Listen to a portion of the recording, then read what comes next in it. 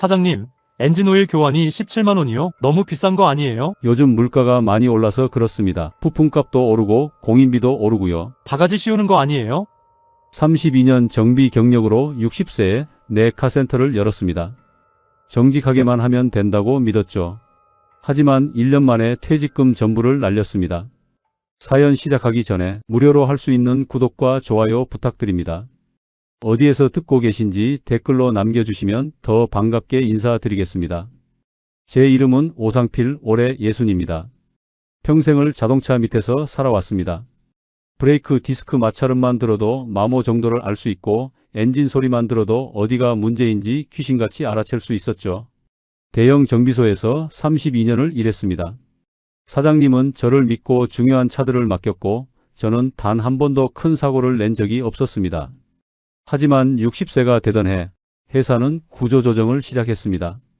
상필씨 미안하지만 요새 경기가 힘들어져서 우리 회사도 인원 감축을 해야 할 것 같아. 사장님 조금만 더 일하게 해주십시오. 회사 사정이 안 좋아서 말이야. 결국 저는 회사를 그만두게 되었습니다. 퇴직금은 2억 원. 32년을 일한 대가였습니다. 여기에 그동안 아내가 알뜰살뜰 모아둔 적금 7천만 원까지 합치면 2억 7천만 원. 집에서 쉬면서 아내 얼굴을 보니 미안했습니다. 57세의 아내는 식당 주방에서 아르바이트를 하며 생활비를 보태고 있었습니다. 여보, 나 이제 60인데 그냥 이렇게 집에만 있으면 안 될 것 같아. 카센터 창업 한번 해보려고. 당신 기술 좋은 거 알아? 그래도 지금 당신 나이에 창업은 좀. 요즘 나이 60이 어디 늙으냐? 아직 20년은 더 일할 나이라고. 그래도 지금 쉬면 진짜 늙어. 몸 움직일 수 있을 때 시작해서 한 푼이라도 더 벌어봐야지. 아내는 걱정스러운 눈으로 저를 바라봤지만 결국 고개를 끄덕였습니다. 나는 정직하게만 하면 돼. 바가지 안 씌우고 제대로 고쳐주고. 당신 생각이 그렇다면 하고 싶은 거 한번 해봐요. 저는 그 말을 가볍게 넘겼습니다. 32년 경력에 뭐가 어렵겠어. 그게 제 첫 번째 착각이었습니다. 카센터 창업을 알아보기 시작했습니다. 인터넷을 검색하니 생각지도 못한 내용이 나왔습니다.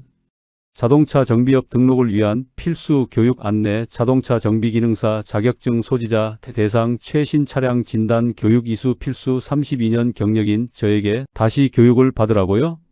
저는 20대 때부터 손으로 배웠습니다. 자격증 없어도 정비 일이 가능했어요. 32년 동안 손끝으로만 차를 고쳤죠.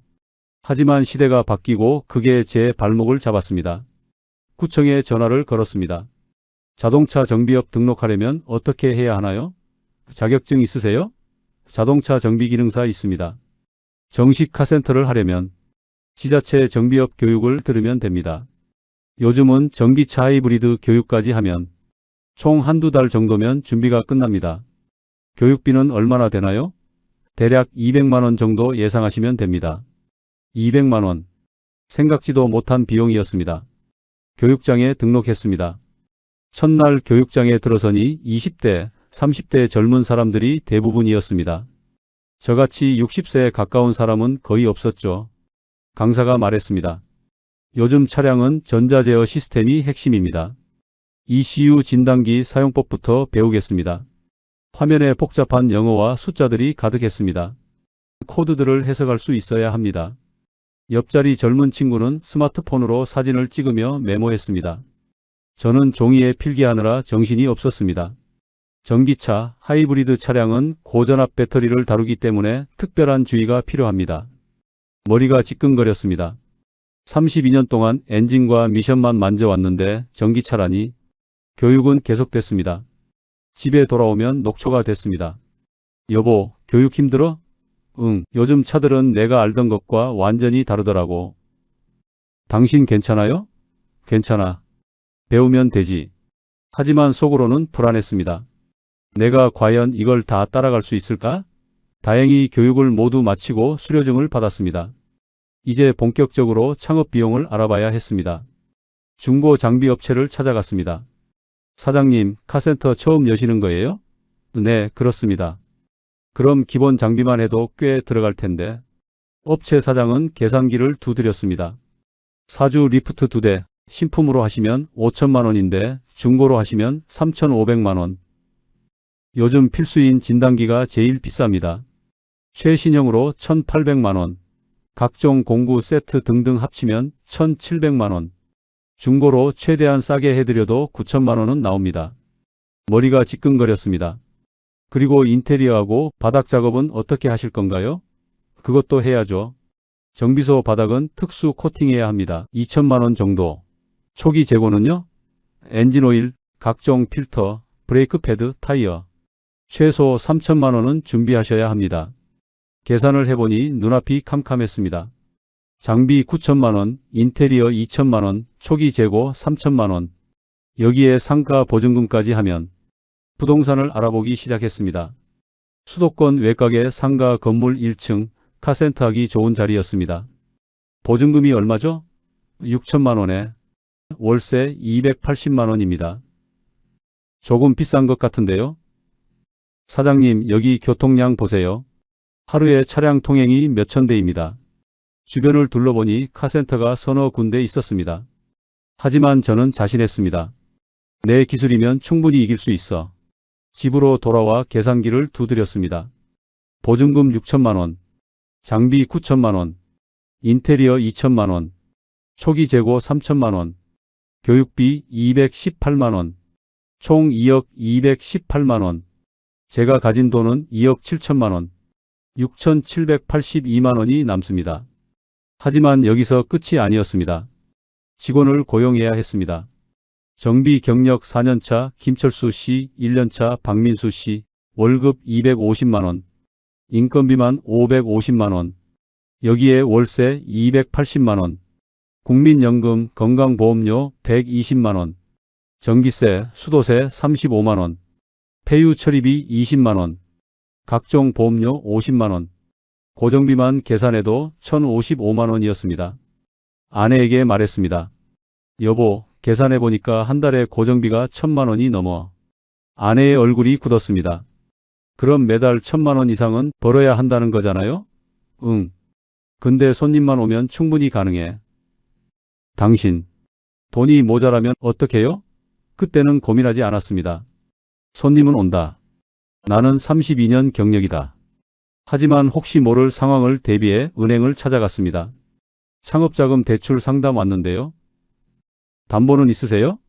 집이 있습니다. 그럼 5천만 원까지 대출 가능합니다. 이자는 연 5.8%, 한 달 이자가 24만 원. 부담스러웠지만 만약을 위해 받기로 했습니다. 대출 진행하겠습니다. 결국 총 자금은 3억 2천만 원이 됐습니다. 계약을 진행했습니다. 상가 보증금 6천만 원 입금, 장비는 신품과 중고를 섞어서 구입, 인테리어 업체와 계약, 초기 재고 발주. 돈은 물 흐르듯 빠져나갔습니다. 6개월간의 준비 기간이 지나고 드디어 오픈일이 다가왔습니다. 오상필 카센터. 제 이름이 크게 박힌 간판을 보니 가슴이 벅찼습니다. 60세 인생의 마지막 도전이었습니다. 통장을 확인했습니다. 3억 2천만 원 중 2억 5천만 원이 빠져나갔습니다. 남은 돈은 7천만 원. 이 돈으로 버티면서 매출을 올리면 돼. 그날 밤 저는 설렘과 불안함으로 잠을 이루지 못했습니다. 정직하게만 하면 손님은 온다. 32년 경력이면 충분하다. 저는 그렇게 믿었습니다. 하지만 그게 제 가장 큰 착각이었습니다. 오픈 첫날 아침 일찍부터 준비했습니다. 간판을 닦고 바닥을 쓸고 장비를 점검했습니다. 직원 김철수와 박민수도 일찍 출근했습니다. 사장님, 오늘 손님 많이 오겠죠? 그럼 우리 열심히 하자고. 오전 10시 첫 손님이 왔습니다. 50대 중반의 남자분이었습니다. 사장님, 새로 오픈하셨네요? 축하드립니다. 네, 감사합니다. 어떤 걸 도와드릴까요? 엔진오일 교환 좀 해주세요. 가격이 얼마죠? 저는 견적을 냈습니다. 오일값 9만원, 필터 2만 5천원, 공인비 3만원에서 총 14만 5천원입니다. 손님의 얼굴이 미묘하게 변했습니다. 14만 5천원이요? 조금 비싼 것 같은데. 요즘 물가가 올라서요. 부품값도 많이 올랐습니다. 그래도 다른 데는 10만 원대도 있던데. 순간 당황했습니다. 손님, 저희는 정품 오일만 사용합니다. 품질이 다릅니다. 그래도 좀 비싸네요. 생각해보고 올게요. 첫 손님이 그렇게 돌아갔습니다. 가슴이 철렁했습니다. 가격이 문제인가? 오후에 또 다른 손님이 왔습니다. 30대 초반의 여성이었습니다. 사장님, 브레이크에서 소리가 나는데 봐주실 수 있어요? 네, 한번 보겠습니다. 차를 리프트에 올리고 확인했습니다. 브레이크 패드가 거의 닳아 있었습니다. 손님, 브레이크 패드를 교체하셔야 합니다. 얼마나 나와요? 앞바퀴 기준으로 패드값 13만원, 공인비 8만원 해서 21만원입니다. 네? 21만원이요? 손님의 목소리가 높아졌습니다. 아니, 제 친구는 지난주에 15만원에 했다는데요? 그건 아마 저급 부품이거나 저급 부품이면 어때요? 똑같은 브레이크 패드잖아요. 손님, 브레이크는 안전과 직결된 부품입니다. 싼 거 쓰시면 됐어요. 다른 데 알아볼게요. 두 번째 손님도 돌아갔습니다. 김철수가 조심스럽게 다가왔습니다. 사장님, 가격이 조금 높은 것 같아요. 철수 씨, 우리 가격 정상가야? 비싼 거 아니야? 그런데 요즘 손님들은 가격을 먼저 비교하거든요. 품질로 승부하면 돼. 하지만 속으로는 불안했습니다. 그날 하루 상담 손님 8명 중 실제 작업은 이건뿐이었습니다. 매출 38만원. 하루 고정비만 35만원인데 말이죠. 둘째 날도 마찬가지였습니다. 사장님, 타이어 교체 얼마예요? 타이어 4개에 공인비 포함해서 95만원입니다. 에이, 비싸네? 인터넷 보니까 70만원대도 있던데요.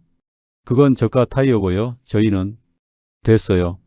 셋째 날, 진단비가 5만원이요? 다른 데는 무료던데요? 저희는 전문 진단기로. 아니에요, 괜찮습니다. 일주일이 지났습니다. 매출은 고작 285만원, 고정비는 245만원이 나갔습니다. 남는 건 40만원, 직원 월급도 못 주는 금액이었습니다. 저는 가격표를 다시 들여다봤습니다. 엔진오일 교환 합성유 14만 5천원, 브레이크 패드 교환 21만원, 타이어 교체 95만원, 정상가였습니다. 바가지를 씌우는 것도 아니었습니다. 하지만 손님들은 비싸다고 했습니다. 그때 맞은편에 현수막이 걸렸습니다. 대형 프랜차이즈 카센터 오픈 예정. 엔진오일 교환 7만 9천원, 브레이크 패드 교환 12만원, 진단 무료. 저는 그 현수막을 멍하니 바라봤습니다. 7만 9천원? 그 가격으로 어떻게 하지? 오일값만 해도 8만원이 넘는데? 김철수가 말했습니다. 사장님, 저 가격은 우리가 못 따라가요. 프랜차이즈는 본사에서 대량 구매하니까 부품값이 쌉니다. 저 가격으로는 남는 게 없을 텐데. 초반엔 손해보고 손님 끌어모으는 거예요. 그날 저녁 집에 돌아와 아내에게 말했습니다. 여보, 맞은편에 대형 프랜차이즈가 들어온대. 그래서요? 가격이 우리 절반이야. 아내의 얼굴이 굳었습니다. 그럼 어떻게요?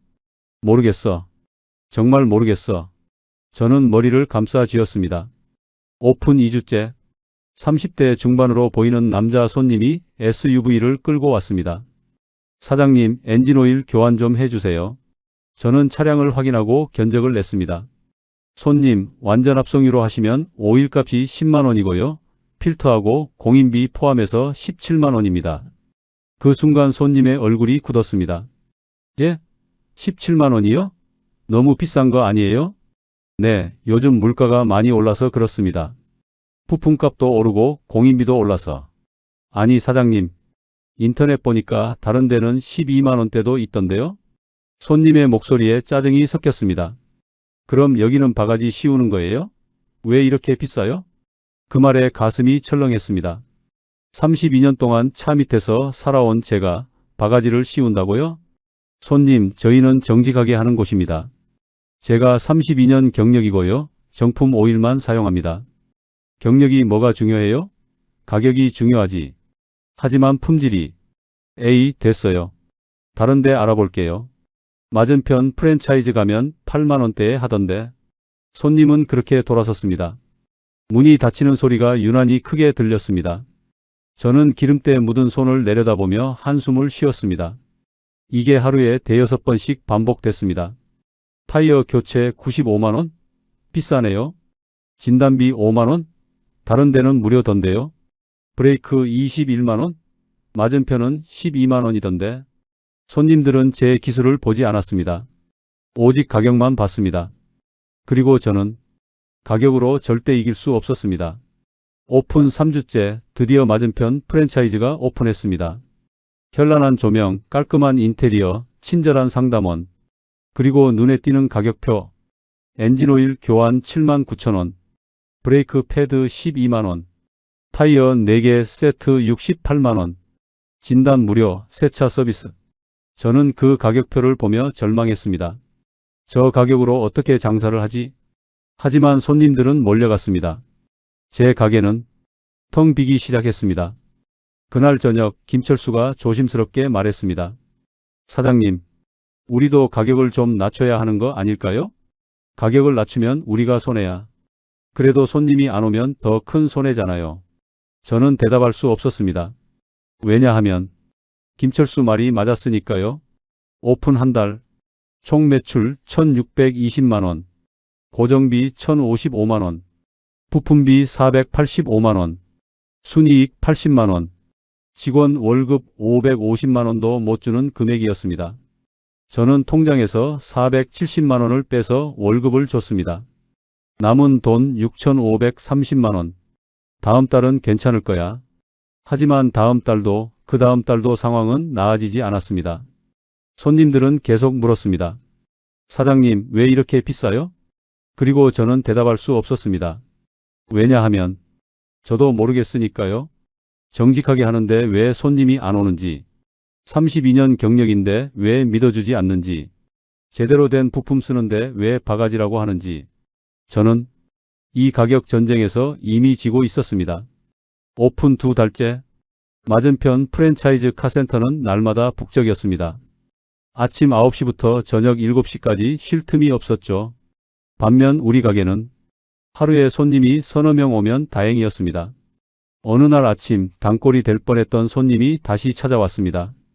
지난주에 엔진오일 교환을 상담했던 50대 남자분이었습니다. 사장님, 저번에 왔던 사람인데요. 아, 네. 기억합니다. 오일 교환하러 오셨어요? 아니, 그게. 손님은 머뭇거렸습니다. 사실 맞은편에서 하고 왔어요. 거기가 좀 싸더라고요. 아, 그러셨군요. 근데 브레이크에서 소리가 나서요. 한번 봐주실 수 있어요? 저는 차를 리프트에 올렸습니다. 브레이크 패드를 확인하니 문제가 보였습니다. 손님, 이거 저급 패드로 교체하셨네요? 네. 그게 무슨. 여기 보세요. 패드 재질이 좋지 않아요. 그래서 소음이 나는 겁니다. 손님의 얼굴이 붉어졌습니다. 그럼 다시 교체해야 하나요? 네, 제대로 된 패드로 바꾸셔야 합니다. 얼마나 나와요? 21만 원입니다. 에이, 저기서는 12만 원에 했는데. 손님은 결국 그냥 돌아갔습니다. 김철수가 한숨을 쉬었습니다. 사장님, 저런 손님들 요즘 많아요. 맞은편에서 싸게 하고 문제 생기면 우리한테 오는 거지. 근데 우리 가격 듣고는 다시 돌아가요. 박민수도 거들었습니다. 사장님, 솔직히 저도 이해가 안 가요. 프랜차이즈는 어떻게 저렇게 싸게 해요? 본사에서 대량 구매하니까 부품값이 싸겠지. 그래도 너무 차이 나지 않아요? 저도 궁금했습니다. 점심시간 저는 맞은편 프랜차이즈를 몰래 들여다봤습니다. 리프트 6대가 전부 차 올려져 있었습니다. 직원들은 마치 공장 라인처럼 빠르게 움직였습니다. 한 명은 오일만 교체하고 한 명은 필터만 교체하고 분업화된 시스템이었습니다. 저렇게 하면 빠르긴 하겠지. 하지만 꼼꼼하지는 못할 텐데. 그날 저녁 통장을 확인했습니다. 2달간 470만 원씩 2번 빠져나갔습니다. 남은 돈 5,590만 원. 매출은 계속 떨어지고 있었습니다. 첫 달 1,620만 원에서 둘째 달은 1,350만 원으로 고정비는 똑같이 1,055만 원씩 나갔습니다. 이대로 가면 6개월도 못 버팁니다. 아내가 걱정스러운 얼굴로 물었습니다. 여보, 장사 어때요? 힘들어. 얼마나 힘들어요? 손님이 안 와? 맞은편 프랜차이즈 때문에. 그럼 우리도 가격을 낮추면 안 돼요? 가격을 낮추면 남는 게 없어. 부품값도 안 나와. 아내는 한숨을 쉬었습니다. 그럼 어떡해요? 모르겠어. 저는 처음으로 후회했습니다. 창업을 하지 말았어야 했나? 3개월이 되자 상황은 더 악화됐습니다. 프랜차이즈는 이벤트를 시작했습니다. 엔진오일 교환 59,000원, 브레이크 패드 99,000원, 타이어 4개 59만원. 미친 가격이었습니다. 저는 도저히 이해할 수 없었습니다. 저 가격으로 어떻게 남는 게 있지? 김철수가 설명했습니다. 사장님, 저건 미치고 하는 거예요. 그럼 손해 아니야? 초반에 손해 보더라도 손님을 끌어모으는 거죠. 그리고 나중에 다른 정비로 벌충하는 겁니다. 우리 같은 개인 카센터는 절대 못 따라가요. 우리 믿지면 끝이니까. 그날 오후 40대 여성 손님이 왔습니다. 사장님, 에어컨이 안 나와요. 차를 점검했습니다. 냉매가 새고 있었습니다. 손님, 냉매 보충하고 누수 부위 수리해야 합니다. 얼마나 나와요? 냉매값 8만원, 수리비 12만원 해서 20만원입니다. 20만원이요? 맞은편은 얼마라고 할까요?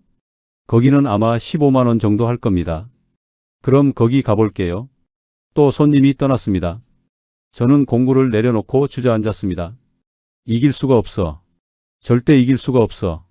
박민수가 조심스럽게 말했습니다. 사장님, 저 다음 달까지만 일하고 그만둘게요.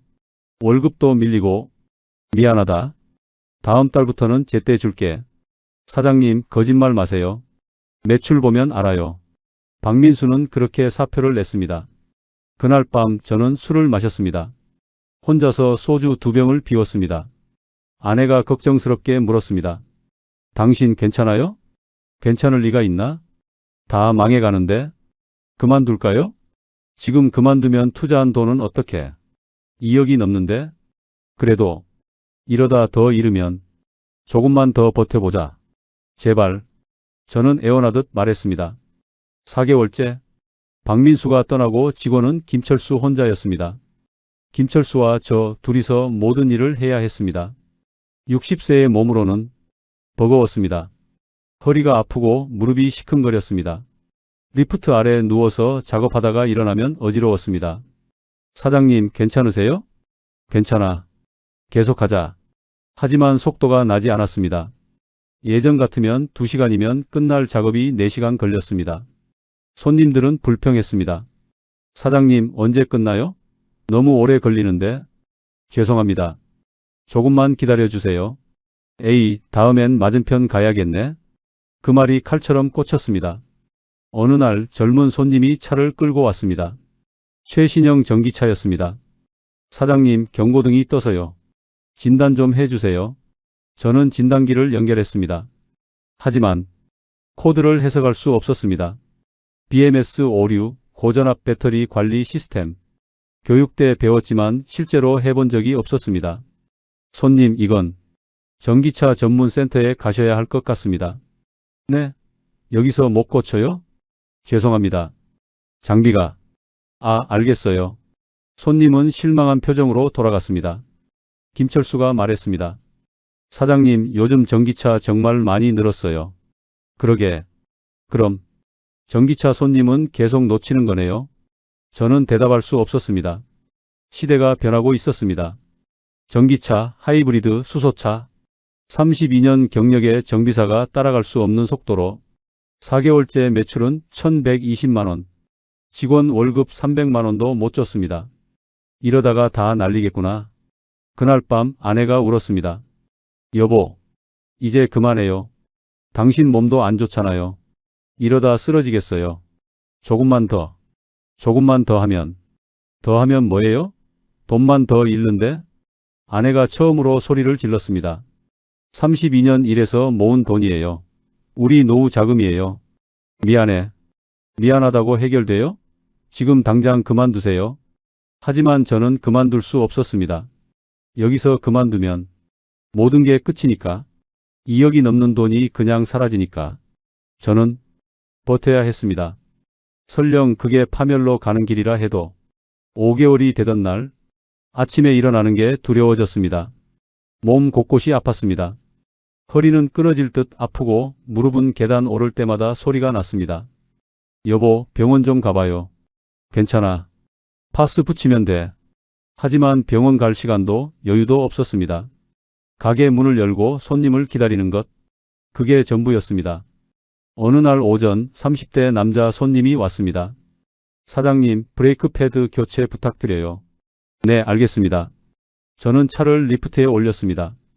하지만 그날따라 몸이 말을 듣지 않았습니다. 손이 떨렸습니다. 렌치를 쥐는데 힘이 제대로 들어가지 않았습니다. 왜 이러지? 브레이크 패드를 교체하는 작업. 예전 같으면 1시간이면 끝났습니다. 하지만 그날은 2시간이 넘게 걸렸습니다. 작업을 끝내고 손님께 차를 인도했습니다. 감사합니다. 안전운전하세요. 다음 날 아침 그 손님에게서 전화가 왔습니다. 사장님, 브레이크에서 이상한 소리 나요. 네? 어떤 소리인데요? 끼익 소리 나고 브레이크 밟을 때 떨려요. 차 가지고 오시겠어요? 손님은 화가 나서 차를 끌고 왔습니다. 다시 리프트에 올려 확인했습니다. 그리고 제 실수를 발견했습니다. 브레이크 캘리퍼 볼트를 제대로 조이지 않았던 겁니다. 가슴이 철렁했습니다. 내가 이런 실수를? 32년 경력에 처음 있는 일이었습니다. 손님, 죄송합니다. 제가 볼트를 제대로 조이지 않았네요. 뭐라고요? 브레이크를 잘못 조립했다고요? 손님의 목소리가 높아졌습니다. 이거 큰일 날 뻔했잖아요. 고속도로에서 브레이크 고장 났으면 어쩔 뻔했어요? 정말 죄송합니다. 제대로 다시 하겠습니다. 다시는 안 올 거예요. 여기 완전 엉터리네. 손님은 소리를 지르며 돌아갔습니다. 저는 그 자리에 주저앉았습니다. 김철수가 다가왔습니다. 사장님, 괜찮으세요? 손이 떨렸습니다. 내가 늙었구나. 인정하고 싶지 않았지만 현실이었습니다. 60세의 몸은 예전 같지 않았습니다. 집중력이 떨어지고 손의 감각도 둔해졌습니다. 그날부터 자신감이 무너졌습니다. 작업할 때마다 불안했습니다. 또 실수하면 어쩌지? 혹시 빠뜨린 게 있지 않을까? 그러다 보니 작업 속도는 더 느려졌습니다. 2중, 3중으로 확인했습니다. 손님들은 기다리다 지쳐 불평했습니다. 사장님, 왜 이렇게 오래 걸려요? 죄송합니다. 꼼꼼하게 하느라. 맞은편은 30분이면 끝나던데. 그 말을 들을 때마다 가슴이 찢어졌습니다. 어느 날 최신형 수입차가 들어왔습니다. 40대 중반의 남자 손님이었습니다. 사장님, 엔진 경고등이 들어와서요. 진단 좀 해주세요. 진단기를 연결했습니다. 하지만 에러 코드가 너무 복잡했습니다. 교육 때 배운 내용이었지만 기억이 나지 않았습니다. 매뉴얼을 뒤적였습니다. 하지만 찾는데 시간이 오래 걸렸습니다. 사장님, 언제쯤 알 수 있어요? 조금만 기다려주세요. 30분이 지나고 1시간이 지났습니다. 손님은 초조해했습니다. 사장님, 저 바빠요. 그냥 다른 데 갈게요. 손님은 차를 빼고 나갔습니다. 김철수가 한숨을 쉬었습니다. 그날 저녁 거울을 봤습니다. 주름투성이 얼굴, 힘없는 눈빛, 기름때가 손톱 사이에 박혀 있었습니다. 다섯째 달 매출은 890만원, 순손실 95만원, 적자였습니다. 김철수 월급 300만원을 주고 나니 통장 잔액은 4,135만원, 절반 가까이 날아갔습니다. 아내가 다시 말했습니다. 여보, 제발 그만둬요. 당신 몸 망가져요. 이러다 큰일 나요. 조금만 더. 언제까지 조금만 더해요? 돈 다 날릴 때까지요? 저는 대답할 수 없었습니다. 6개월이 지난 어느 날 새벽에 허리 통증으로 깼습니다. 움직일 수가 없었습니다. 여보, 당신 괜찮아요? 아파. 병원 가요. 지금 당장. 병원에서 검사를 받았습니다. 의사가 말했습니다.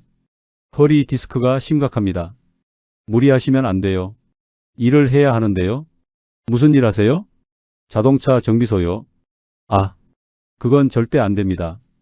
허리에 무리가 많이 가는 일이잖아요. 하지만 최소 2주는 쉬셔야 합니다. 안 그러면 수술해야 할 수도 있어요. 수술. 그 말에 온몸이 얼어붙었습니다. 하지만 쉴 수가 없었습니다. 가게를 닫으면 수입이 끊깁니다. 저는 진통제를 먹고 다시 일했습니다. 하지만 몸은 정직했습니다. 리프트 아래 누워 있으면 허리가 끊어질 듯 아팠습니다.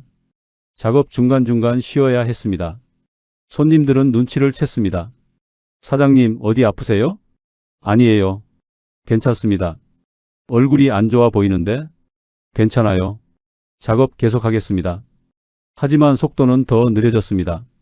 1명, 2명 손님들이 떠났습니다. 어느 날 오후 김철수가 조심스럽게 말했습니다. 사장님, 저도 다음 달까지만 일하겠습니다. 뭐라고? 죄송합니다.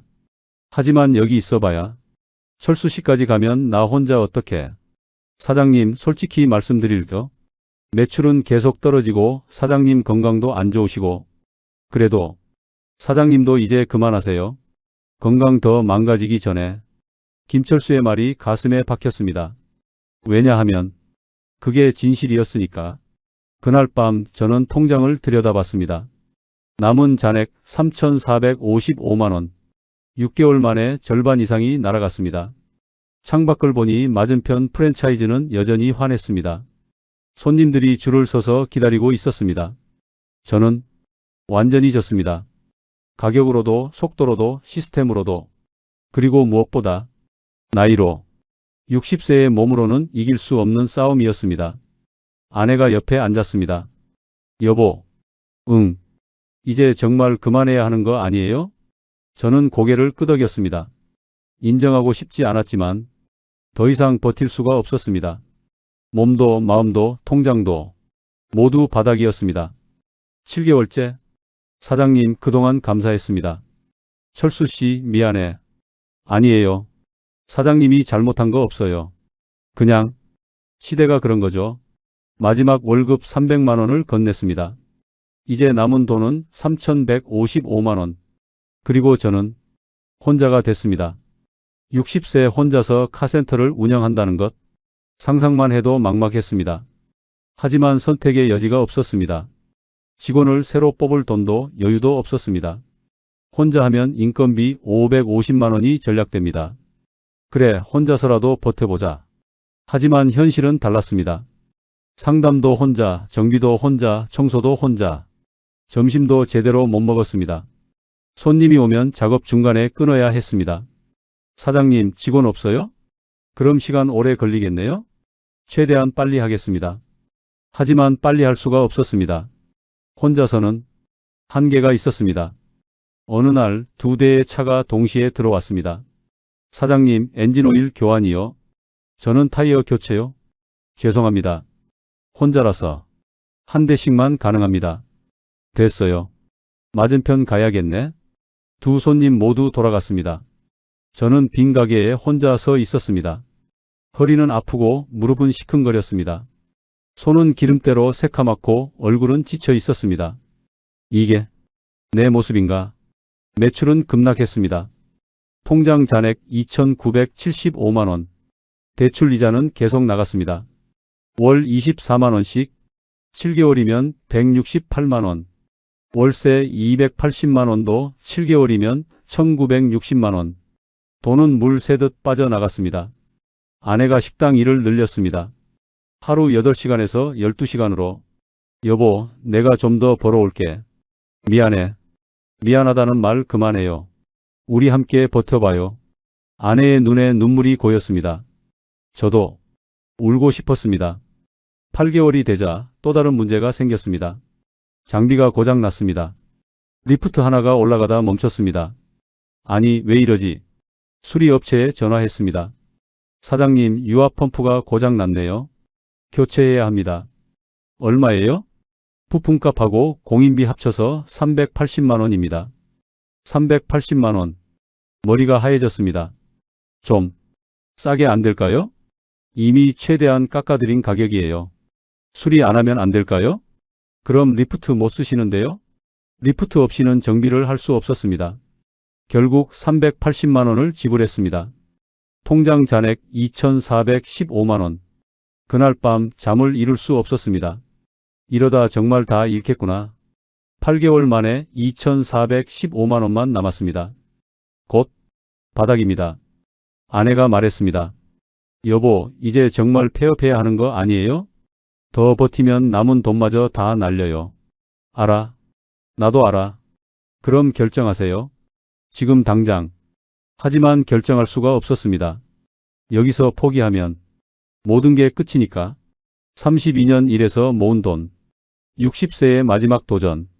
제 인생의 전부가 사라지는 거니까. 일주일만 더 생각해보자. 아내는 더 이상 말하지 않았습니다. 하지만 그 눈빛에는 절망이 가득했습니다. 여덟째 달 매출 450만 원. 적자 250만 원. 장비 수리비 380만 원. 통장 잔액 1785만 원. 이제 정말 끝이 보였습니다. 맞은편 프랜차이즈는 여전히 번창했습니다. 새 이벤트 현수막이 걸렸습니다. 연말 특가 마이너스 모든 정비 30% 할인. 저는 그 현수막을 보며 무너졌습니다. 이길 수 없어. 절대 이길 수 없어. 가격으로도 시스템으로도 체력으로도. 저는 완전히 졌습니다. 그날 저녁 처음으로 폐업을 진지하게 고민했습니다. 아홉째 달 6월이었습니다. 장마가 시작됐습니다. 비가 며칠째 계속 내렸습니다. 여보, 일기예보 보니까 오늘 폭우 온다던데 괜찮겠어요? 괜찮을 거야. 여기 배수 잘 되는 곳이야. 하지만 그날 오후 하늘이 무너졌습니다. 폭우가 쏟아졌습니다. 천둥 번개가 치고 빗줄기가 장막처럼 내렸습니다. 사장님, 물이 차오르는데요? 손님이 소리쳤습니다. 밖을 보니 물이 가게 안으로 밀려 들어왔습니다. 아니, 이게 무슨. 순식간이었습니다. 발목까지 차오르고 무릎까지 차오르고. 빨리 차량들 빼야 해. 하지만 이미 늦었습니다. 리프트 아래쪽이 물에 잠겼습니다. 전기 패널에서 스파크가 튀었습니다. 위험해요. 피하세요. 정전이 됐습니다. 가게 안이 암흑천지가 됐습니다. 물은 계속 차올랐습니다. 저는 무릎까지 차오른 물속에서 장비를 살리려 했습니다. 이것들을 살려야 해. 하지만 물은 멈추지 않았습니다. 허벅지까지 차올랐습니다. 결국 저는 밖으로 나올 수밖에 없었습니다. 빗속에서 멍하니 가게를 바라봤습니다. 제 모든 것이 물에 잠기고 있었습니다. 2시간 후 비가 그쳤습니다. 물은 빠지기 시작했습니다. 저는 다시 가게 안으로 들어갔습니다. 진흙과 쓰레기로 뒤범벅이었습니다. 리프트는 물에 잠겨 고장났습니다. 진단기도 컴프레서도 공구들도 모두 물에 젖었습니다. 이럴 수가. 무릎을 꿇고 주저앉았습니다. 다음 날 수리업체를 불렀습니다. 사장님, 이건 거의 전부 교체해야 할 것 같은데요? 얼마나 나올까요? 업체 사장은 계산기를 두드렸습니다. 1030만 원입니다. 순간 눈앞이 캄캄해졌습니다. 통장에 남은 돈 1785만 원. 수리하면 755만 원만 남습니다. 하지만 수리하지 않으면 장사를 할 수 없습니다. 일단 견적서 주세요. 생각 좀 해볼게요. 집으로 돌아왔습니다. 온몸이 진흙투성이었습니다. 아내가 깜짝 놀랐습니다. 여보, 무슨 일이에요? 가게가 침수됐어. 뭐라고요? 장비들이 전부 고장났어. 수리비가 1000만 원 넘게 나와. 아내는 그 자리에 주저앉았습니다. 이제 정말 끝이네요. 미안해. 미안하다는 말로 되는 게 아니잖아요. 아내가 처음으로 울부짖었습니다. 32년 일해서 모은 돈, 우리 노후 자금 다 날렸잖아요. 이제 우리 어떻게 살아요? 60 넘었어. 저는 대답할 수 없었습니다. 그날 밤 잠을 이룰 수 없었습니다. 머릿속으로 계산했습니다. 수리비 1030만 원 내면 755만 원 남습니다. 하지만 그 돈으로 얼마나 버틸 수 있을까요? 월세 280만 원, 대출 이자 24만 원, 공과금 50만 원, 고정비만 354만 원. 2달이면 끝입니다. 그리고 매출은 계속 떨어지고 있습니다. 수리해봤자 결국 같은 결말이야. 다음날 아침 결심했습니다. 여보, 폐업하겠어. 아내가 고개를 들었습니다. 정말요? 응. 더 이상은 무리야. 아내의 눈에서 눈물이 흘렀습니다. 하지만 그것은 슬픔의 눈물이 아니었습니다. 안도의 눈물이었습니다. 잘 결정했어요. 이제라도. 저는 고개를 끄덕였습니다. 폐업 준비를 시작했습니다. 먼저 장비 매각업체에 연락했습니다. 사장님, 침수된 장비는 값을 못 쳐드려요. 그럼 얼마나 쳐주실 수 있어요? 전부 합쳐서 500만 원. 9천만 원 주고 산 장비를 500만 원에 넘기는 겁니다. 하지만 선택의 여지가 없었습니다. 알겠습니다. 재고 부품도 처분했습니다. 3천만 원어치 재고는 800만 원에 팔렸습니다. 보증금 6천만 원은 돌려받을 수 있었습니다. 하지만 인테리어 철거비 200만 원이 들었습니다. 시작할 때 3억 2천만 원이었습니다. 잃은 돈 2억 3,115만 원. 퇴직금 2억 원, 적금 7천만 원, 대출 5천만 원. 모든 것이 사라졌습니다. 그리고 대출 5천만 원은 그대로 남았습니다. 이자와 함께 갚아야 할 빚이었습니다. 실제로 남은 돈은 3,885만 원뿐이었습니다. 폐업 신고를 하는 날 구청 직원이 물었습니다. 폐업 사유가 뭔가요? 경영 악화입니다. 아, 요즘 개인 카센터 많이 힘들어 하시더라고요. 네. 서류에 도장을 찍었습니다. 8개월간의 도전이 끝났습니다. 폐업 후 한 달 집에만 있었습니다. 아무것도 하고 싶지 않았습니다. 밥도 제대로 먹지 않았습니다. 여보, 밥 좀 먹어요. 배 안 고파. 이러다 쓰러져요. 하지만 식욕이 없었습니다.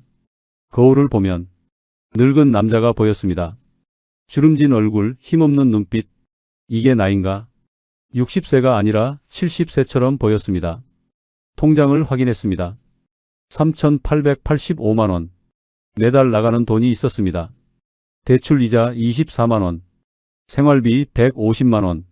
한 달에 174만 원씩 빠져나갔습니다. 1년이면 2,088만 원.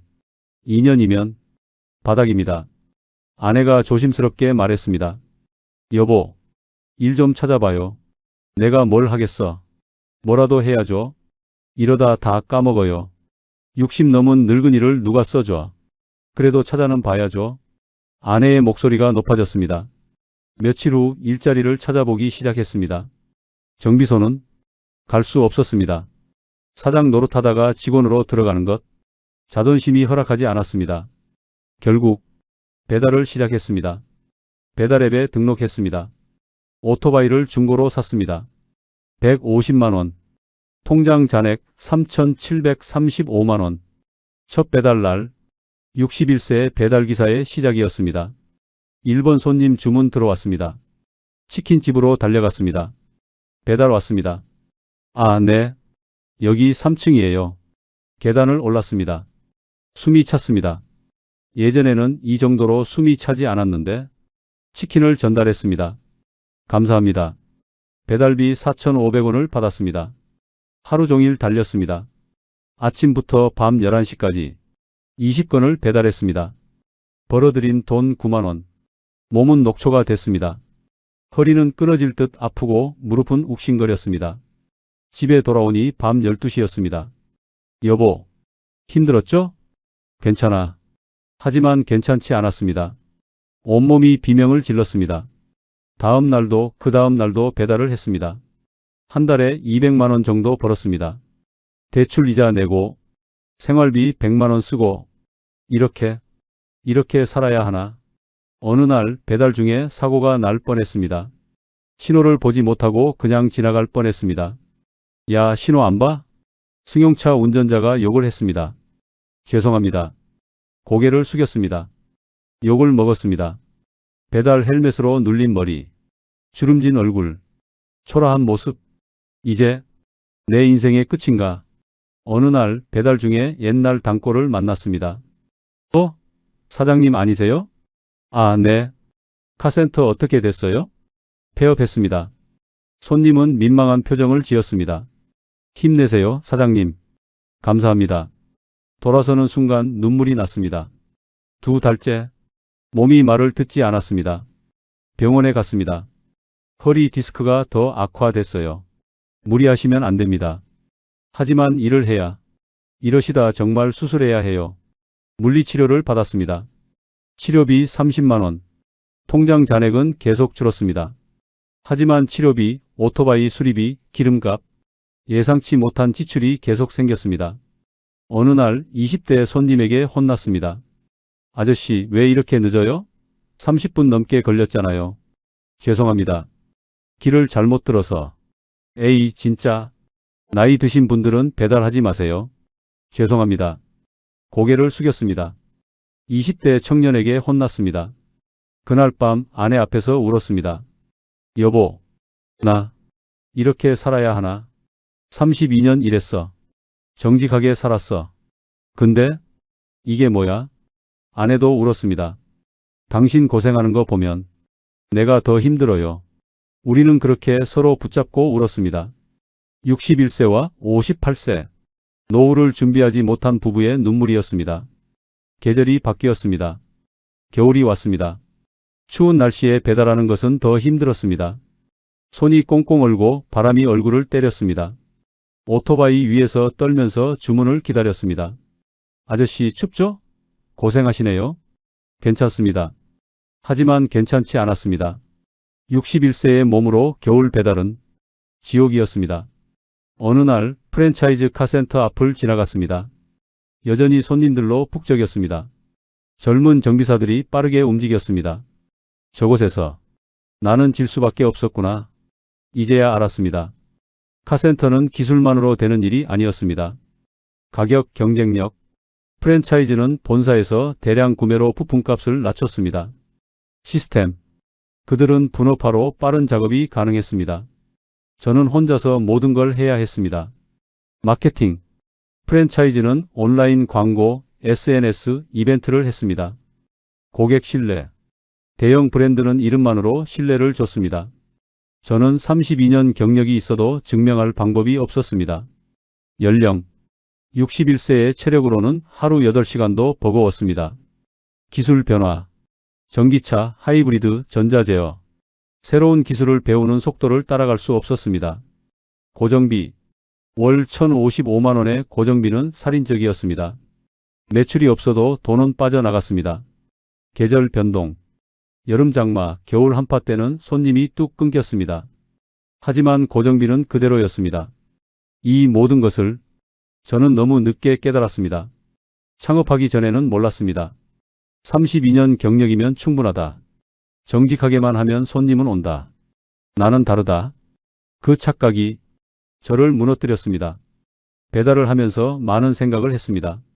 만약 다시 돌아간다면 창업하지 않았을 겁니다. 아니, 최소한 충분히 조사했을 겁니다. 시장 조사, 경쟁사 분석, 수익 구조 파악, 내 체력과 나이를 냉정하게 평가했을 겁니다. 프랜차이즈와 경쟁할 수 있는지 판단했을 겁니다.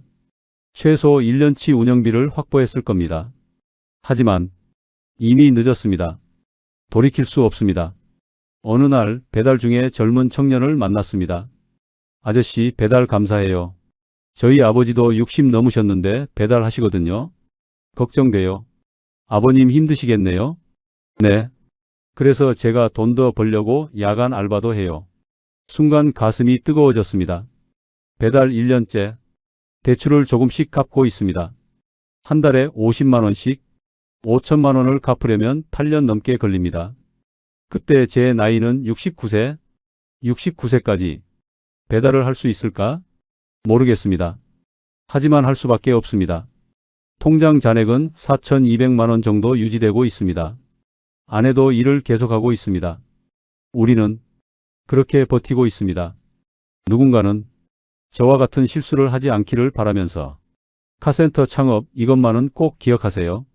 기술만으로는 안 됩니다. 가격, 경쟁력, 시스템, 마케팅, 체력, 자금력 모든 게 필요합니다. 프랜차이즈와 경쟁해야 합니다. 그들의 가격, 속도, 신뢰를 이겨야 합니다. 개인 카센터로는 거의 불가능합니다. 고정비가 살인적입니다. 월 1,000만 원 넘는 고정비를 감당해야 합니다. 손님이 없어도 돈은 빠져나갑니다. 저는 모든 걸 잃었습니다. 퇴직금 2억 원, 적금 7천만 원. 이제 남은 것은 61세 배달기사의 삶뿐입니다. 하지만 포기하지 않습니다. 빚을 갚을 때까지, 아내와 함께 살아갈 수 있을 때까지 저는 계속 달릴 겁니다. 오늘도 배달 주문이 들어옵니다. 오토바이에 시동을 겁니다. 추운 겨울바람이 얼굴을 때립니다. 하지만 달려야 합니다. 61세 배달기사. 그게 지금의 저입니다. 여러분, 부디 저와 같은 실수를 하지 마세요. 창업은 신중하게 하세요. 특히 노후 자금을 걸지 마세요. 한번 잃으면 돌이킬 수 없습니다. 이것이 32년 정비사 60세에 카센터를 열었다가 1년 만에 모든 걸 잃은 제 이야기입니다. 이야기가 마음에 닿으셨다면 구독과 좋아요로 응원해 주세요. 어디에서 듣고 계신지 댓글로 남겨주시면 더 반갑게 인사드릴게요. 여러분의 작은 손길이 큰 힘이 됩니다. 아무도 없잖아. 잠깐만 해보면 안 될까? 나는 그렇게 중얼거리며 거실 한가운데 섰다. 바닷가 절벽 위에 오래된 저택, 라메르 하우스. 창밖으로는 끝없는 수평선이 펼쳐지고 파도 소리가 낮게 울려 퍼졌다. 햇살이 레이스 커튼 사이로 스며들어 검은 그랜드 피아노를 부드럽게 쓰다듬고 있었다. 그 피아노는 마치 숨을 쉬는 것처럼 느껴졌다. 오래되었지만 흠 하나 없이 깨끗했다. 누군가 매일 정성스럽게 닦은 흔적이 역력했다. 묘한 전율이 온몸을 훑었다. 가슴 깊은 곳에서 무언가가 꿈틀거렸다. 이상했다. 나는 피아노를 칠 줄도 모르는데 저 악기가 왜 이렇게 나를 부르는 걸까? 손끝이 떨렸다. 심장이 빠르게 뛰었다. 그날 나는 금기를 깨뜨렸다. 그리고 그 한 번의 연주가 24년 동안 잠들어 있던 진실을 깨워버렸다. 강민수. 당시 31살이었던 그는 조선소 계약직으로 일하다가 불경기로 일자리를 잃은 상태였습니다. 구직 사이트를 뒤지던 중 한 공고가 눈에 들어왔다고 합니다. 바닷가 저택 전속 운전기사 구함, 숙식 제공, 급여 협의, 조용하고 신중한 성격의 소유자 우대. 조건은 괜찮았습니다. 하지만 면접 과정이 조금 이상했다고 하네요. 집사처럼 보이는 중년 남성이 물었습니다. 가족이 있습니까? 고아원에서 자랐습니다. 과거에 대한 기억은요? 6살 이전 기억은 거의 없습니다. 보통은 불리할 법한 대답이었는데 오히려 면접관의 표정이 밝아졌다고 합니다. 사흘 뒤 민수 씨는 라메르 하우스라는 바닷가 절벽 위 저택에 도착했습니다. 첫 출근 날부터 분위기가 묘했다고 합니다. 3층짜리 흰색 저택은 아름다웠지만 어딘가 시간이 멈춘 것 같았습니다. 정원은 완벽하게 관리되어 있었지만 향기가 없는 듯했고 사람이 사는 집이라기보다는 박물관 같았다고 하네요. 안주인 박은주 여사가 그를 맞이했습니다. 50대 중반쯤 되어 보이는 우아한 여성이었지만 그 눈빛 깊은 곳에는 지울 수 없는 슬픔이 서려 있었습니다. 거실로 안내받았을 때 민수 씨는 그것을 봤습니다. 거실 한가운데 놓인 검은 그랜드 피아노, 창가에 햇살을 받아 반짝이는 피아노는 먼지 하나 없이 깨끗했습니다. 마치 매일 정성스럽게 닦은 듯 했죠. 저 피아노는? 민수 씨가 무심코 물었습니다. 박은주 여사의 표정이 굳어졌습니다. 잠시 침묵하더니 조용히 대답했다고 합니다. 우리 아들 내 것이었어요. 이었어요. 과거형이었습니다. 민수 씨는 더 이상 묻지 않았다고 합니다. 저녁 식사 자리에서 가족들을 처음 만났습니다.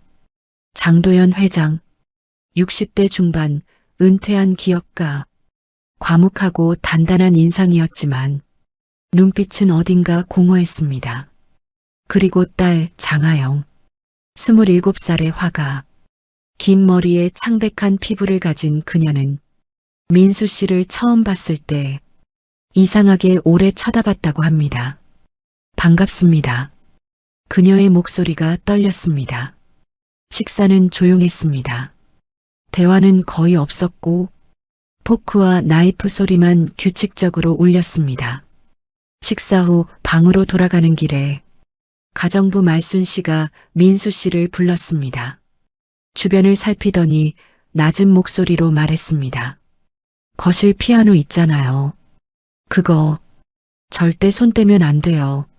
사모님이 매일 아침 직접 닦으세요. 24년 동안 하루도 빠짐없이요.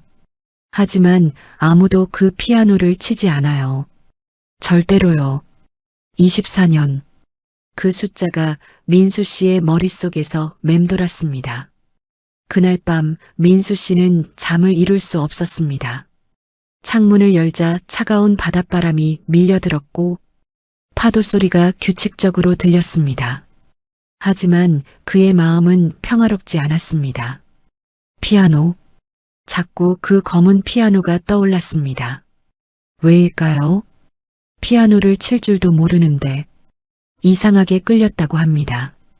눈을 감았을 때 희미한 영상이 스쳐갔습니다. 따뜻한 햇살이 비치는 거실. 작은 손이 건반을 누르고 있었습니다. 엄마, 들어봐. 바다 같지? 맑은 아이의 목소리. 그래, 윤호야. 정말 바다 같구나. 부드러운 여자 목소리. 그리고 선율. 맑고 투명한 피아노 선율이 머릿속에서 흘러나왔습니다.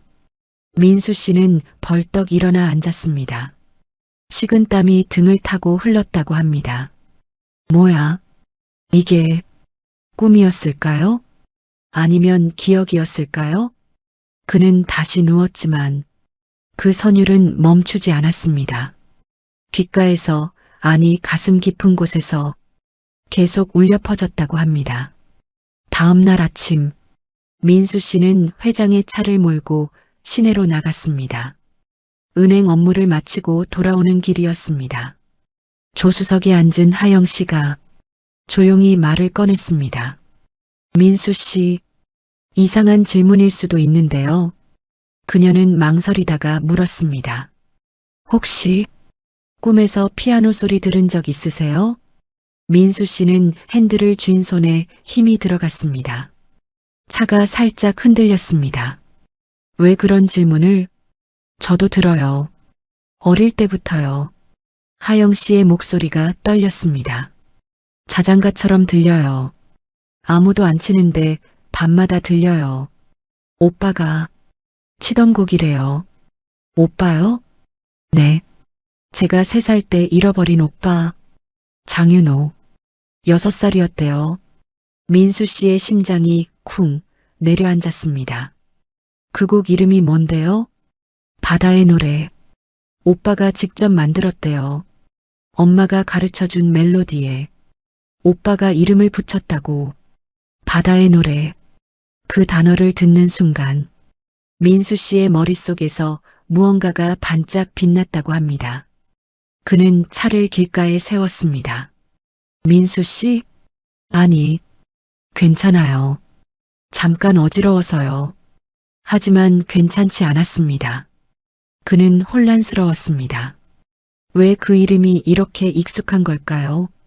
며칠이 지났습니다. 민수 씨는 점점 더 피아노에 이끌렸습니다. 청소를 하다가도 자꾸 거실로 발걸음이 향했고 박은주 여사가 매일 아침 피아노를 닦는 모습을 몰래 지켜보곤 했습니다. 그녀는 먼지 하나 없는 피아노를 그래도 정성스럽게 닦았습니다. 건반 하나하나를 부드럽게 쓰다듬으며 무언가를 속삭였습니다.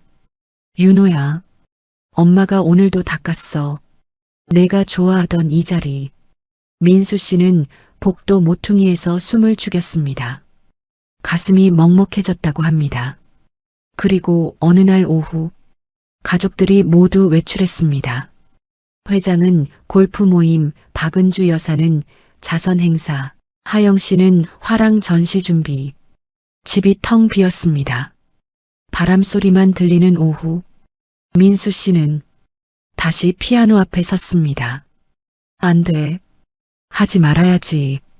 하지만 그의 손은 이미 움직이고 있었습니다. 피아노 덮개에 손을 얹었습니다. 천천히, 아주 천천히 덮개를 들어 올렸습니다. 88개의 건반이 질서정연하게 늘어서 있었습니다. 손끝이 떨렸습니다. 가슴이 두근거렸습니다. 그는 피아노 의자에 조심스레 앉았습니다. 그리고 손을 건반 위에 올렸습니다. 민수 씨는 숨을 깊게 들이마셨습니다. 그리고 첫 음을 눌렀습니다. 맑고 따뜻한 소리가 거실에 퍼졌습니다. 그 소리는 마치 파도가 밀려오는 것 같았습니다. 손가락이 다음 건반으로 움직였습니다. 도미솔미도. 놀라운 일이 일어났습니다. 민수 씨는 피아노를 배운 적이 없었습니다.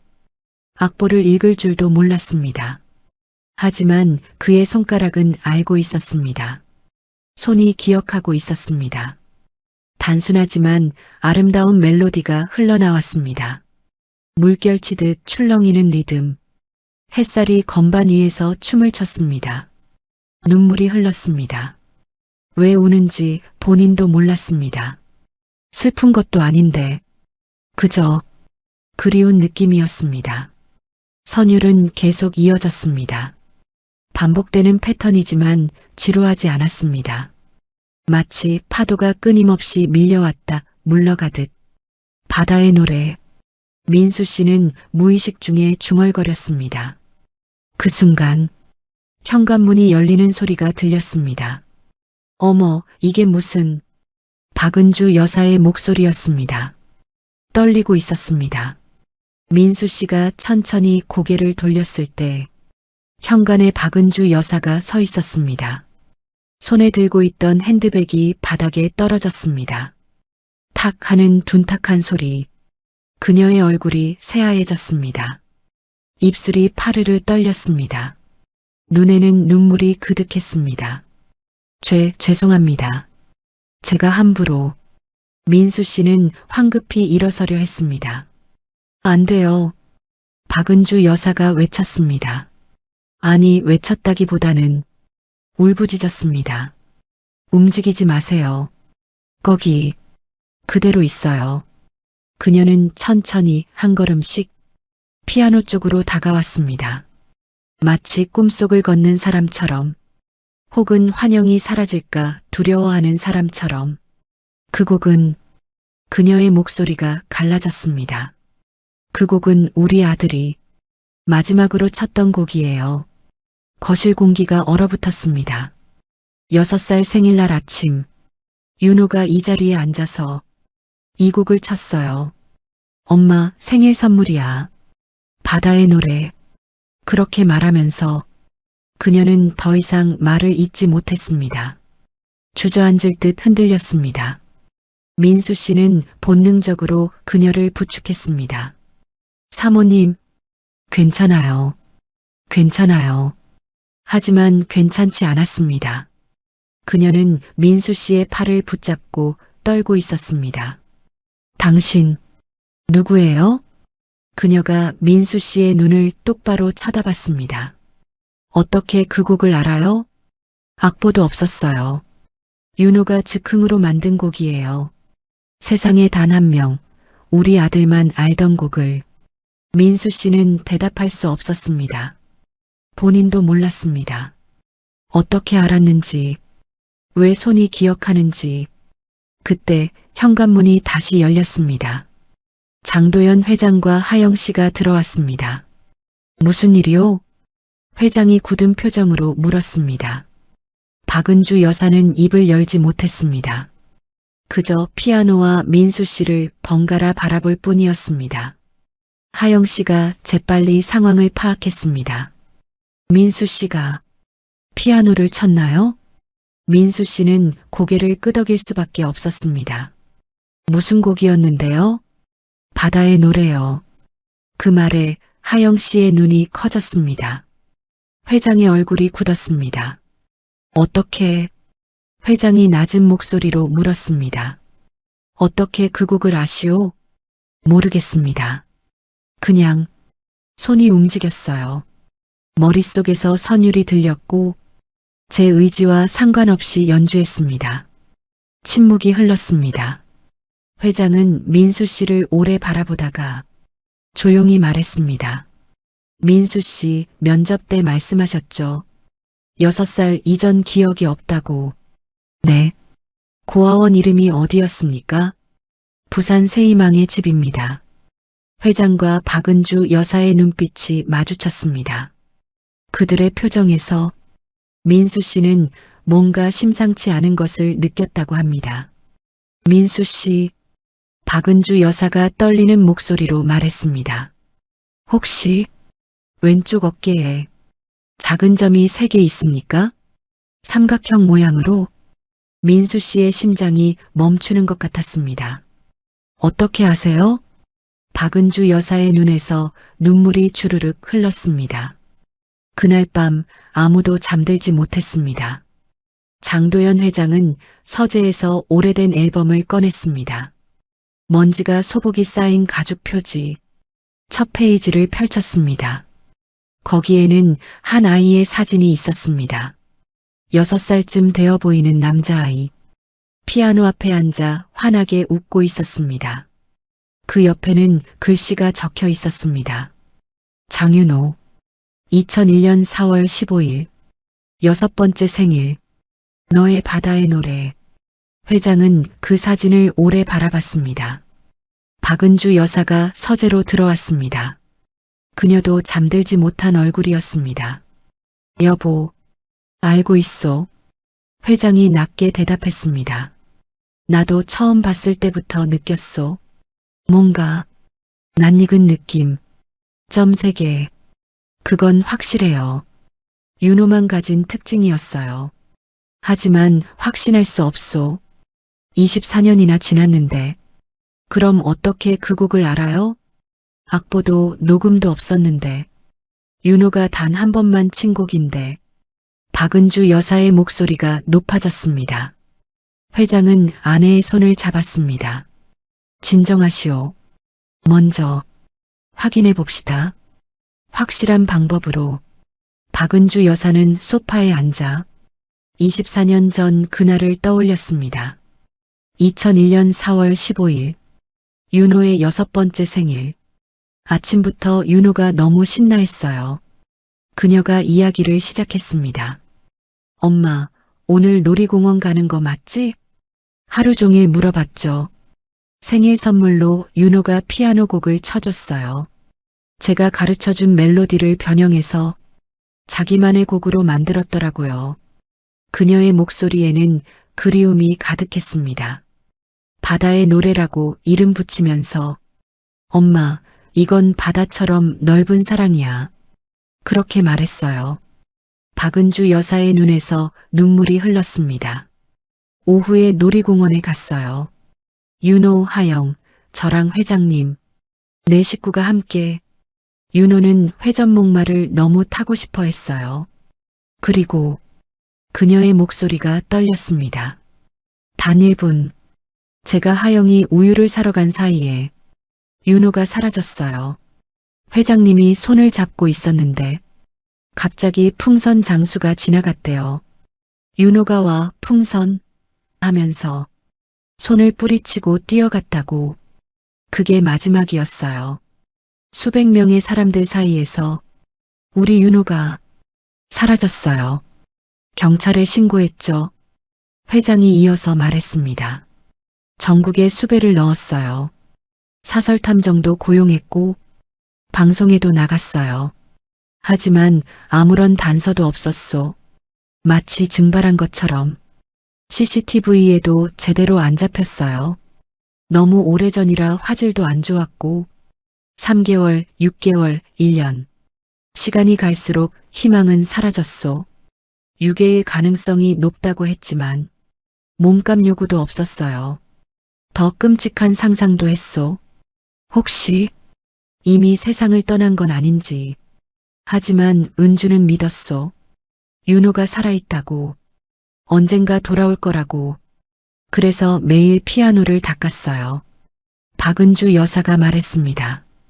윤호가 돌아왔을 때 먼지 쌓인 피아노를 보면 슬퍼할까봐 24년 동안 하루도 빠짐없이 닦았어요. 윤호야, 엄마가 지켜줄게. 너의 피아노, 너의 바다의 노래. 거실은 고요했습니다. 회장은 조용히 말했습니다.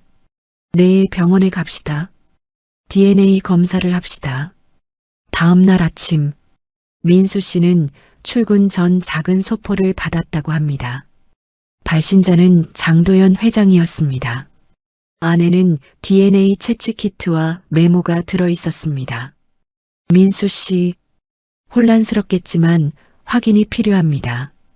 동봉된 키트로 구강세포를 채취해 봉투에 담아 제게 전달해 주십시오. 장도현, 민수 씨의 손이 떨렸습니다. 이게 정말 현실일까요? 그는 그저 운전기사일 뿐이었습니다. 피아노 한 번 친 것뿐인데, 하지만 부정할 수 없었습니다. 어제 그 순간 자신의 손이 기억했던 선율, 그리고 왼쪽 어깨의 점 3개. 혹시 그는 키트를 열고 지시대로 구강세포를 채취했습니다. 검사 샘플을 전달한 뒤 민수 씨는 방에 돌아와 침대에 앉았습니다. 고아원에서의 기억을 떠올려 봤다고 합니다. 6살에 새희망의 집에 입소했다고 했습니다. 발견된 장소는 부산역 근처 공원. 옷은 찢어져 있었고 멍이 들어 있었다고 합니다. 어떻게 여기 왔어?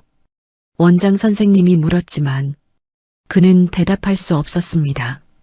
기억이 없었습니다. 이름도 집도 부모도. 민수야. 선생님이 그렇게 이름을 지어줬습니다. 민첩하고 수려한 아이가 되렴. 그게 그의 이름이 되었습니다. 강민수. 고아원에서의 시간은 외롭지 않았다고 합니다. 친구들도 있었고 선생님들도 좋았습니다. 하지만 늘 느꼈다고 합니다. 뭔가 비어 있다는 걸. 특히 밤이면 귓가에서 선율이 들렸습니다. 피아노 소리. 아무도 연주하지 않는데 머릿속에서만 울려 퍼지는 선율. 그는 그게 악몽인 줄 알았습니다. 하지만 이제 알 것 같았습니다. 그건 악몽이 아니라 기억이었습니다. 사흘째 되는 날, 하영 씨가 민수 씨를 정원으로 불렀습니다. 민수 씨, 아니, 뭐라고 불러야 할지 모르겠네요. 그녀는 벤치에 앉아 바다를 바라봤습니다. 제가 3살 때 일이에요. 오빠가 사라진 날. 저는 너무 어려서 제대로 기억도 못해요. 하영 씨가 말했습니다. 하지만 엄마 아빠가 변한 건 느꼈어요. 예전에는 웃음이 많았대요. 집이 늘 따뜻했대요. 하지만 제가 기억하는 우리 집은 항상 조용하고 무거웠어요. 그녀의 목소리가 떨렸습니다. 엄마는 매일 우셨어요. 아빠는 점점 말이 없어지셨어요. 그리고 피아노는 늘 그 자리에 있었지만 아무도 치지 않았어요. 저도 배우고 싶었어요. 오빠가 쳤다는 그 피아노. 하지만 엄마가 올까봐 한 번도 말하지 못했어요. 그녀는 민수 씨를 돌아봤습니다. 민수 씨, 만약 정말 오빠라면. 그녀의 눈에 눈물이 고였습니다. 전 너무 기뻐요. 하지만 동시에 무서워요. 만약 아니라면 우리 가족이 또 한 번 상처받을까봐. 민수 씨는 그녀의 손을 잡았다고 합니다. 저도 무서워요. 하지만 진실은 알아야 할 것 같아요. 일주일이 지났습니다. 가장 긴 일주일이었다고 합니다. 아침마다 우편함을 확인했습니다. 회장도 박은주 여사도 하영 씨도 마찬가지였습니다. 모두가 기다렸습니다. 그리고 마침내 토요일 아침 현관 우편함에 흰 봉투가 도착했습니다. 발신자 서울대학교 병원 유전자 검사센터. 회장이 봉투를 들었습니다. 그의 손이 떨렸습니다. 60평생 수많은 계약서에 서명했던 그 손이 작은 봉투 하나를 들고 떨고 있었습니다. 여보, 박은주 여사가 옆에 섰습니다. 그녀도 떨고 있었습니다. 하영 씨는 계단 위에서 숨을 죽였습니다. 민수 씨는 복도 끝에 서 있었습니다. 심장이 터질 것 같았다고 합니다. 회장은 천천히 봉투를 열었습니다. 흰 종이를 꺼냈습니다. 그의 눈이 글자를 따라 움직였습니다. 1초, 2초, 3초, 영원처럼 긴 시간이었습니다. 그리고 회장의 손에서 종이가 떨어졌습니다. 종이가 바닥에 펄럭이며 떨어졌습니다. 박은주 여사가 재빨리 주워들었습니다. 그녀의 눈이 결과 수치로 향했습니다. 친자 확률 99.99%, 결론 생물학적 부자 관계가 확인됨. 서류가 그녀 손에서 미끄러졌습니다. 무릎이 꺾였습니다. 윤호야, 윤호야. 그녀는 주저앉으며 울었습니다. 24년 동안 참았던 눈물이 터져나왔습니다. 회장은 벽에 기댄 채 눈을 감았습니다. 그의 어깨가 떨렸습니다. 아들, 우리 아들이. 하영 씨는 계단에 주저앉아 양손으로 얼굴을 가렸습니다. 흐느끼는 소리가 들렸습니다. 민수 씨는 그 자리에 얼어붙었습니다. 현실감이 없었습니다. 이게 꿈인가? 아니면 정말. 회장이 그에게로 걸어왔습니다. 그의 눈은 붉게 충혈되어 있었습니다. 그는 민수 씨, 아니, 윤호 씨의 어깨에 손을 올렸습니다. 윤호야. 그 한마디에 윤호 씨 안에서 무언가가 무너졌다고 합니다. 거실에 가족이 모였습니다. 박은주 여사는 윤호 씨의 손을 꽉 잡고 놓지 않았습니다. 마치 또 사라질까봐 두려워하는 것처럼. 어떻게 된 거예요? 윤호 씨가 떨리는 목소리로 물었습니다. 저는 부산역에서 발견됐다고 들었어요. 옷이 찢어져 있었고 멍이 들어 있었다고. 회장이 고개를 끄덕였습니다. 경찰 조사 기록을 다시 찾아봤소. 당시 부산에서 인신매매 조직이 적발됐었소. 그 시기와 겹쳐요. 인신매매, 놀이공원에서 아이들을 유괴해 지방으로 팔아넘기는 조직이었소. 아마도 윤호도. 회장의 목소리가 갈라졌습니다. 하지만 윤호는 탈출했던 거요. 부산까지 끌려갔다가 어떻게든 도망쳤던 거요. 그 과정에서 충격을 받아 기억을 잃었고 경찰이 발견했을 때 너는 이름도 집도 말하지 못했대. 박은주 여사가 울먹였습니다. 그래서 미아로 처리되고 고아원으로 보내진 거야. 우리는 서울 주변만 찾았어요. 부산까지 찾아볼 생각을 못했어요. 6살 아이가 혼자 그렇게 먼 곳까지 갔을 거라고는. 미안하다, 윤호야. 회장이 말했습니다. 아빠가 너를 지키지 못했다. 윤호 씨는 울고 있었습니다. 슬픔인지 기쁨인지 모든 감정이 뒤섞였다고 합니다. 하영 씨가 그의 옆에 앉았습니다. 오빠, 그 한마디가 얼마나 따뜻했는지. 며칠 뒤 박은주 여사가 조심스레 말했습니다. 윤호야, 엄마가 부탁 하나만 해도 될까? 네, 어머니. 어머니라는 단어가 자연스럽게 나왔다고 합니다. 그 곡을, 바다의 노래를 다시 한번 쳐줄 수 있니? 그녀의 눈에는 간절함이 가득했습니다. 24년 만에 윤호의 연주를 들을 수 있다면 엄마는 그것만으로도 행복할 것 같아. 윤호 씨는 고개를 끄덕였습니다. 물론이에요. 그날 오후 가족 모두가 거실에 모였습니다. 피아노 덮개를 열었습니다. 햇살이 건반 위로 쏟아졌습니다. 윤호 씨는 의자에 앉았습니다. 손을 건반 위에 올렸습니다. 떨렸습니다. 처음 쳤을 때와는 다른 떨림이었습니다. 이제는 알았습니다. 이 선율의 의미를, 이 피아노의 무게를. 깊게 숨을 들이마셨습니다. 그리고 첫 음을 눌렀습니다. 맑고 투명한 소리가 울려 퍼졌습니다.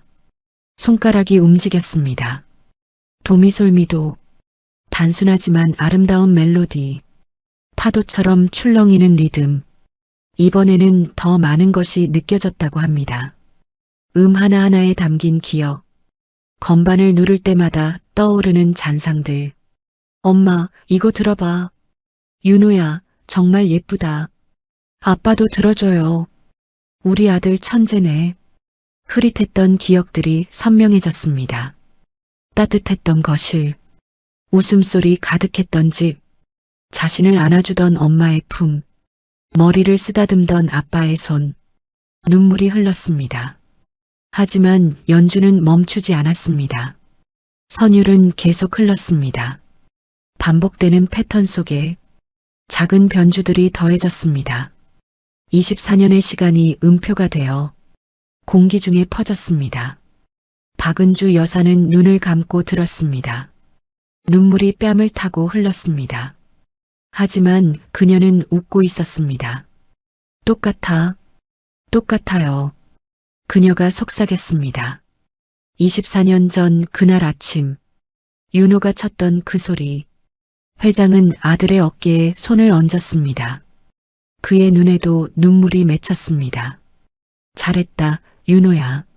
정말 잘 돌아왔다. 하영 씨는 조용히 스케치북을 펼쳤습니다. 손이 빠르게 움직이며 오빠의 뒷모습을 그려냈습니다. 피아노 앞에 앉은 오빠, 햇살이 쏟아지는 거실, 그리고 그 주변을 감싸는 가족. 그녀는 그림의 제목을 붙였습니다. 바다의 노래. 마지막 음이 울렸습니다. 여운이 길게 퍼졌습니다.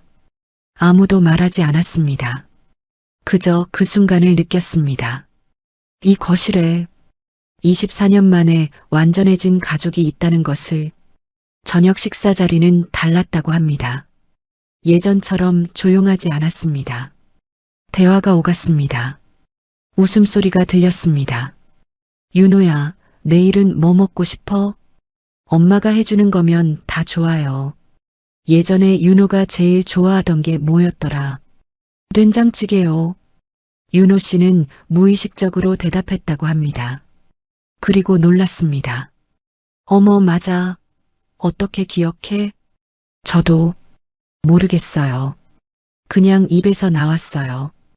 회장이 웃었습니다. 기억은 완전히 사라지지 않는 거요. 몸 어딘가에 남아있다가 때가 되면 돌아오는 거지. 식사 후 가족은 거실에 모여 오래된 앨범을 펼쳤습니다. 이게 윤호 100일 사진이야. 와, 정말 통통했네요. 여기는 돌잔치. 이 옷 입혀놓고 찍었지. 귀엽다. 한 장 한 장 넘길 때마다 윤호 씨 안에서 뭔가가 채워졌다고 합니다. 인생의 빈칸이 천천히 메워지고 있었습니다. 한 달이 지났습니다. 윤호 씨는 더 이상 운전기사가 아니었습니다. 법적으로 개명 절차를 밟았습니다. 강민수에서 장윤호로 고아원에 연락했습니다. 원장 선생님은 울며 기뻐하셨다고 합니다. 윤호야, 정말 잘 됐구나. 선생님이 얼마나 기쁜지 몰라. 내 가족을 찾아서 선생님께서 키워주신 덕분이에요. 선생님이 안 계셨으면 지금의 저도 없었어요. 앞으로 자주 놀러 오렴. 동생들한테도 희망이 될 거야. 윤호 씨는 고아원을 정기적으로 방문하기로 했습니다. 자신이 받은 기적을 다른 아이들과 나누고 싶었다고 합니다. 집은 달라졌습니다. 예전의 무거운 공기는 사라졌습니다. 박은주 여사는 매일 아침 요리를 했습니다.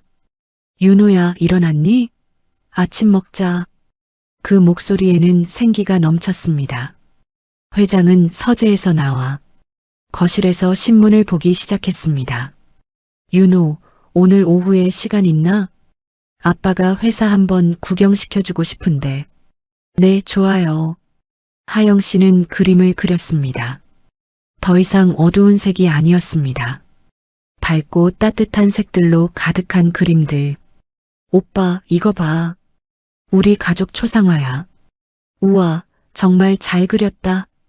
피아노는 이제 매일 울렸습니다. 윤호 씨는 조금씩 피아노를 배우기 시작했습니다. 기억에 의존하는 게 아니라 제대로 배우고 싶었다고 합니다.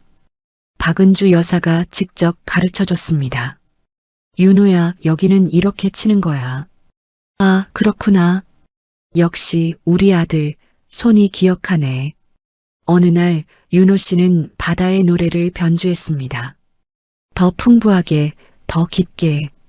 가족들이 박수를 쳤습니다. 윤호야, 정말 늘었다. 오빠 나중에 콘서트 열어요. 윤호 씨는 웃었다고 합니다. 콘서트까지는 모르겠고 그냥 우리 가족한테 들려줄게요. 평생. 어느 화창한 토요일 가족은 테라스에 나갔습니다. 눈앞에 푸른 바다가 펼쳐졌습니다. 파도가 출렁이며 바위에 부딪혔습니다. 윤호야, 박은주 여사가 말했습니다. 여기서 바다를 보면서 내가 그 곡을 만들었던 거야. 엄마, 바다 같지 않아? 넓고 따뜻해. 그렇게 말했지. 윤호 씨는 바다를 바라봤습니다. 몇 달 전만 해도 혼자였습니다. 이름도 가족도 과거도 없는 사람. 하지만 이제는 달랐습니다. 장윤호, 장도형과 박은주의 아들, 장하영의 오빠, 그리고 이 집의 주인이자 이 피아노의 연주자. 엄마, 응? 고마워요. 기다려줘서. 무슨 소리야? 엄마는 당연한 일을 한 거야. 24년 동안 피아노 닦아준 거요. 포기하지 않고 기다려준 거요. 박은주 여사는 그의 손을 잡았습니다. 윤호야, 엄마는 알았어. 언젠가 너를 다시 만날 거라고. 피아노가 말해줬거든. 윤호가 다시 칠 거예요. 기다리세요. 그렇게. 피아노가요? 응. 엄마한테는 그렇게 들렸어. 윤호 씨는 웃었습니다. 그럼 피아노 말이 맞았네요. 제가 돌아왔으니까. 그로부터 1년 후 라메르 하우스의 거실은 작은 음악회장이 되었습니다. 윤호 씨는 정기적으로 고아원 아이들을 초대해 피아노를 들려줬습니다. 윤호 형, 나도 배우고 싶어요. 그럼 다음 주에 가르쳐 줄게. 아이들의 눈에는 희망이 빛났습니다. 나도 저렇게 될 수 있을까? 나도 가족을 찾을 수 있을까? 윤호 씨는 아이들에게 말해줬습니다. 포기하지 마. 너희의 바다의 노래도 언젠가 누군가에게 들릴 거야. 윤호 씨는 현재 가족들과 행복하게 살고 계신다고 합니다. 피아노는 여전히 거실 한가운데 있고 윤호 씨는 매일 아침 그 피아노를 칩니다. 바다의 노래는 더 이상 슬픔이 아닙니다. 상실의 노래가 아니라 재회의 노래. 그리움의 선율이 아니라 사랑의 선율. 24년을 기다린 어머니.